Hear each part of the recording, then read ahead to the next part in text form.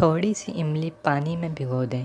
تھوڑی دیر بعد جب املی نرم ہو جائے تو ہاتھ سے خوب مل لیں اور اس املی والے پانی سے برتنوں کو دھوئیں اور خوب رگڑیں، برتن چمک اٹھیں گے۔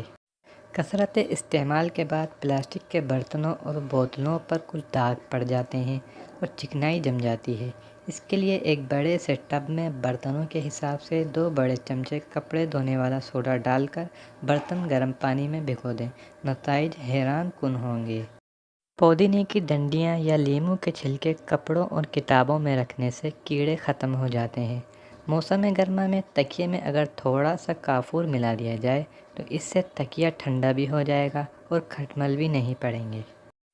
بارش کے موسم میں گھر میں لوبان کی دھونی ضرور دیں، اس سے سیم ختم ہو جاتی ہے۔ بیڈ شیٹ کو کلف لگا کر بچھانے سے سلوٹیں نہیں پڑتی اور زیادہ دن صاف رہتی ہے۔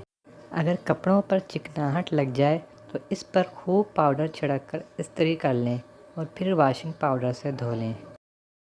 کچن میں کام کے دوران اگر ہاتھ جل جائے تو متاثرہ حصے پر پانی بہانے کے بجائے دہی لگائیں، فوری آرام ملے گا۔